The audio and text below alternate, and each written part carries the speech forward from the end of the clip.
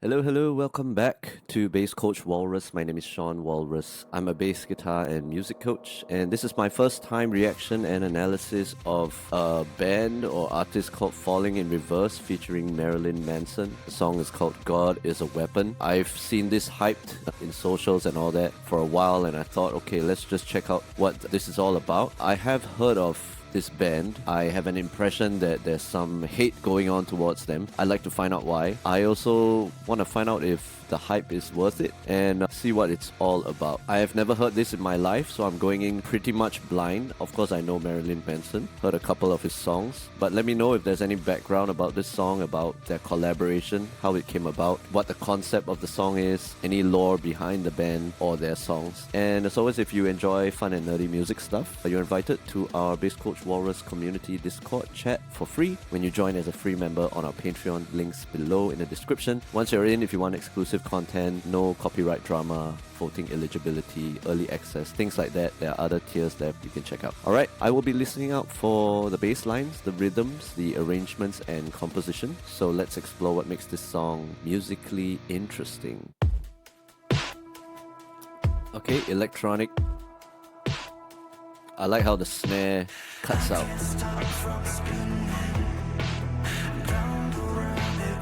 It's got nice blackout tattoos.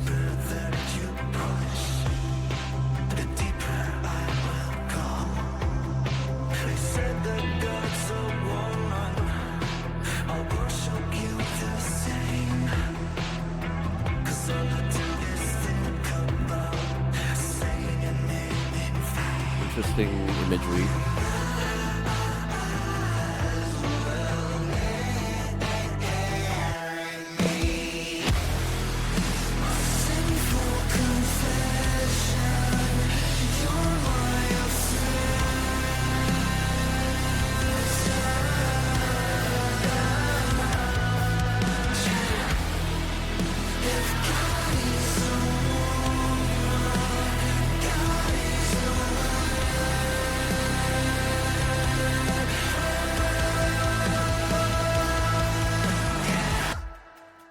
Alright.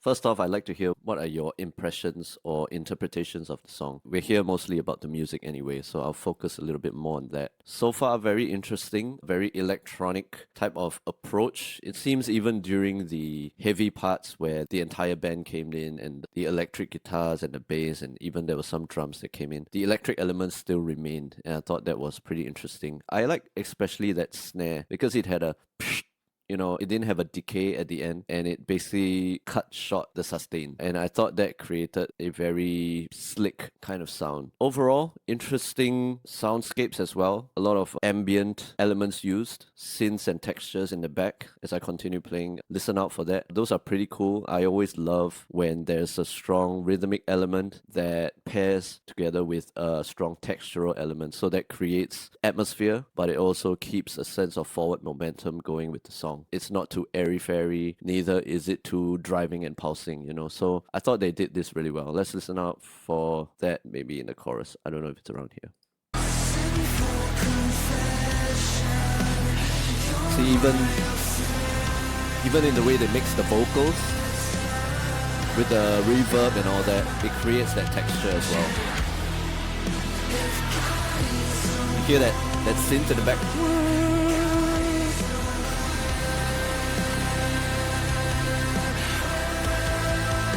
That texture is staying in the same note.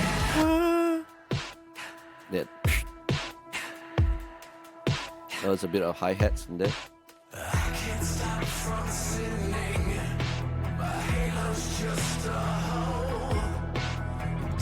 Yeah, this sounds like Marilyn Manson's voice.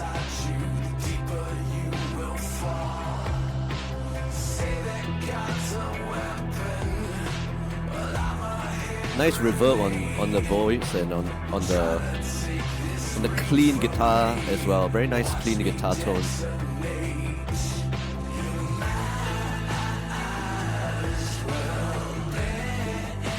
Harmonically, diatonic, friendly.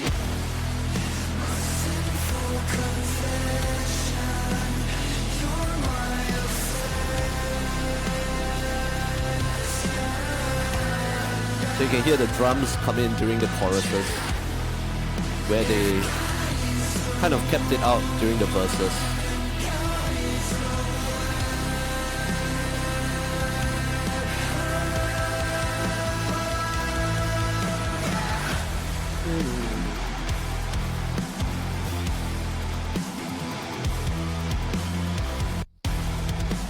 Very fuzzy guitar tone.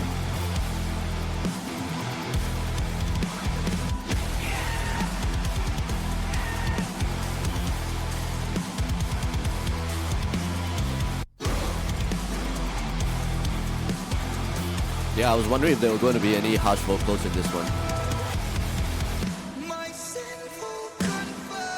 Oh, nice with the phlegm on the snare.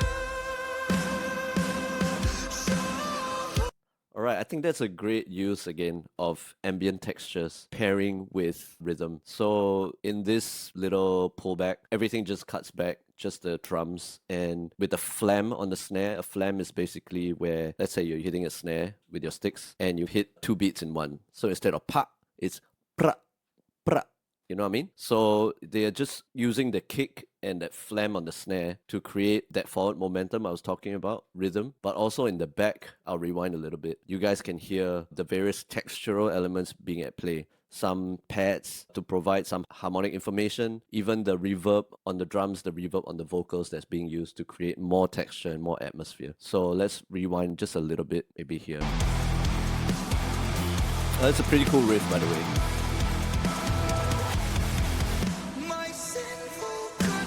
Phlegm. Oh,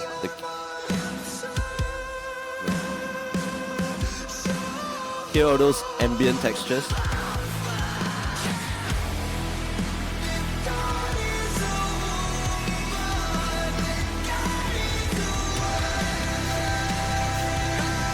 Nice harmonies.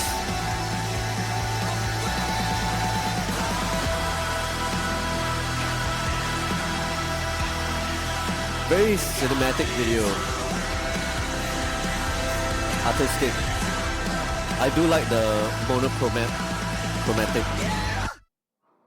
Wow. Alright. Interesting. Well, I guess I can understand in some way why he might get hate. I'm wondering if it has anything to do with his image, or perhaps the use of electronic elements in the music, or hip-hop-ish beats is what it sounds like. Maybe there's a connection there with rap metal or new metal, almost in a Limp Bizkit sense. I don't know. Let me know. These are just my initial impressions, but overall I think it's a pretty cool song. I don't think it was harmonically that interesting. Most of the chords were friendly and diatonic, meaning aligned with the major scale. Pretty easy to work out, easy to play. But they did, however, I think, have very effective arrangement techniques, such as what I mentioned earlier, especially how they used texture to create a cinematic atmosphere. And I think maybe that's part of the concept. Again, let me know if I'm getting it wrong. As I said earlier, I went in blind. I have no idea what the history is. I just know there's a certain impression that people in the zeitgeist have been conveying. So let me know. Are you a fan of Falling in Reverse? Are you the opposite of a fan? What is that? An unfan? But regardless, whatever the case is, thank you for joining me on my Falling in Reverse journey. If you got anything out of this video at all, please share it on your socials. It helps me, it helps the channel more than you know. And thank you for geeking out with me today. I will see you in the next video.